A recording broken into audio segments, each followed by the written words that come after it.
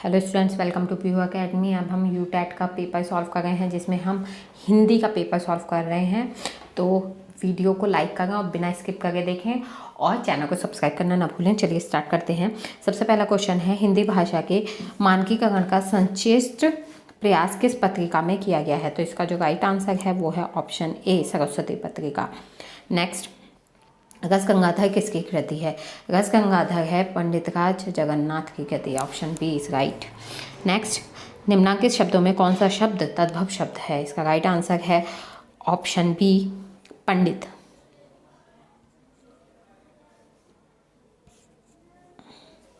Next, काव्य का अलंकार किसकी रचना है? तो इसका जो राइट आंसर है वो है ऑप्शन बी, भामा।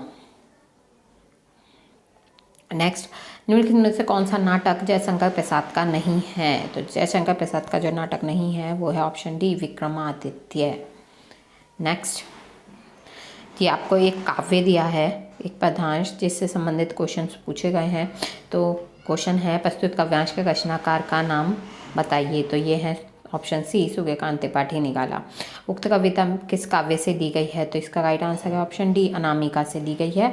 अनामिका में एक काव्य है बादल राग, उससे ये कविता ली गई है।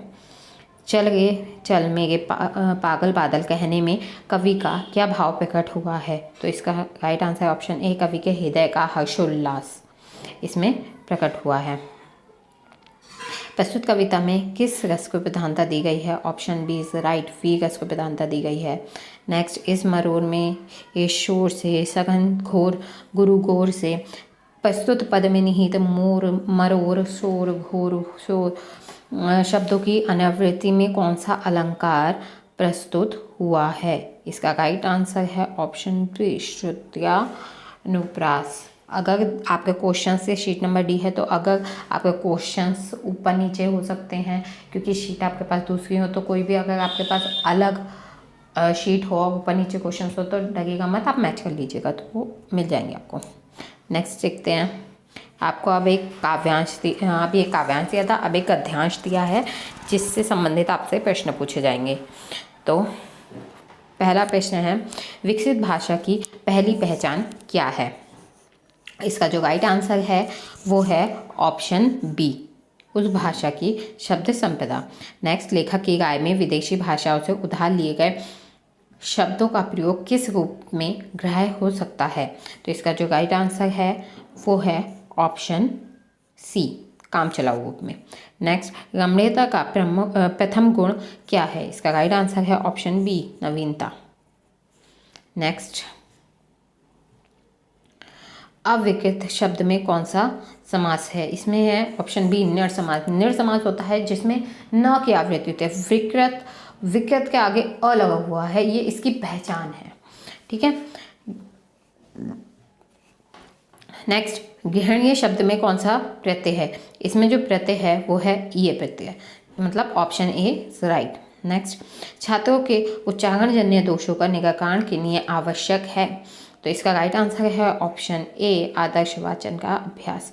नेक्स्ट, भाषा शिक्षण व भावात्मक उद्देश्य बताइए। तो इसका जो राइट आंसर है वो है ऑप्शन सी, विचार अभिव्यक्ति के कौशल का विकास।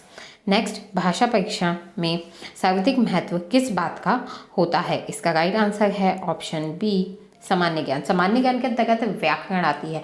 अगर आपको किसी भी भाषा को सीखना है तो सबसे पहले आप उस भाषा का व्याकरण सीखेंगे, उसका उच्चारण करना सीखेंगे, उसे पढ़ना सीखेंगे, उसे बोलना सीखेंगे, तभी आप किसी भाषा का ज्ञान को अर्जित कर पाएंगे। नेक्स्ट क्वेश्चन है, निम्नलिखित कथनों में सही कथन का चयन कीजिए। तो इसका जो राइट आंसर होगा वो होगा ऑप्शन ए, कहानी और नाटक के मूल तत्व समान होते हैं, बाकी सभी आंसर्स गलत हैं। नेक्स्ट,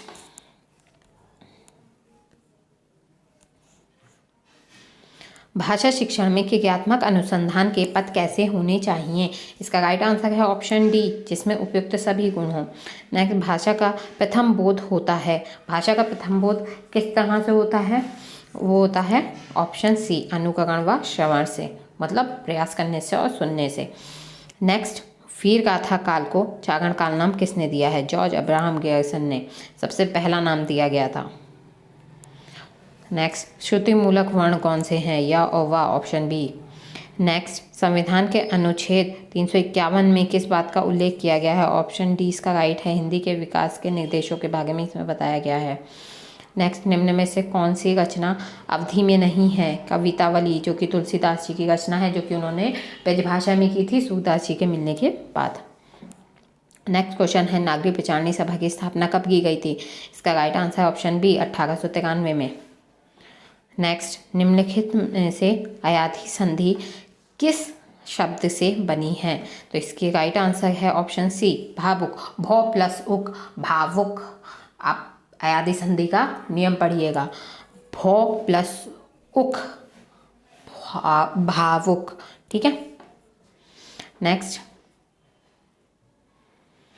वर्तनी की दृष्टि से अशुद्ध शब्द छाटिए, तो इसका राइट आंसर है ऑप्शन बी सुश्रूषा, ठीक है। नेक्स्ट है कोयले की दलाली में मुंह काला का अर्थ बताइए। पहले तो ये कहावत ही गलत दी है, कोयले की दलाली में हाथ काला होता है, और इसका जो राइट आंसर है वो है ऑप्शन सी बुरे काम करने पर अपयश मिलना, मतलब बुरे काम का नतीजा बुरा ही होता है।